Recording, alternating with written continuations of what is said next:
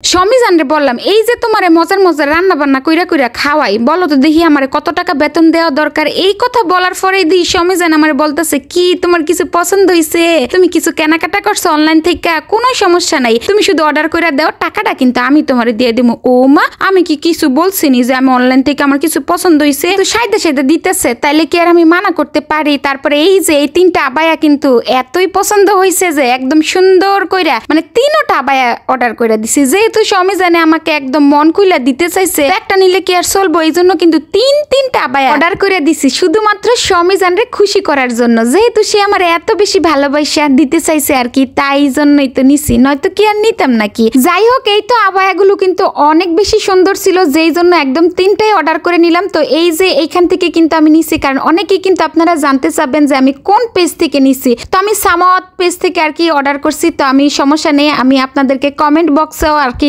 পেজের নামটা মেনশন করে দিব না, ভালো লাগলে আপনারা অর্ডার করে নিয়ে নিতে পারবেন। যাই হোক, এই তো সুন্দর করে এখন রেডি টেডি হয়ে গো আর কি চলে যাবো আর কি। যেহেতু সমিজানের কাছে আজকে বেতন চেয়েছি, মানে যেহেতু তাকে রান্না বান্না করে খাওয়াই, তো যেই দেখা যায় প্রতি মাসেই আমি যখন তার কাছে বেতন চাই তখন সে আমাকে এই যে ঘুষ দেয়, মানে সে আমাকে বেতন না দিয়া ঘুষ দেয় আর কি। যে এরকম খাওয়াইতে নিয়ে যায়, তারপরে অনলাইন থেকে কোনো কিছু পছন্দ করলে সেটা সে আমাকে কিনে দেয় যাতে তার বেতনটা দিতে না হয়। বুঝেন খালি এইবার সে যে আমার সাথে কত রকমের চালাকি করে, মানে বেতন না দেওয়ার জন্য কত কত কি যে করে। যাই হোক, যেটাই করুক না কেন সেটাতেই আমি আলহামদুলিল্লাহ। এই তো সবাই মিলে এখন কিন্তু চলে আসছি KFC-তে আর কি মজা করে খাওয়ার জন্য।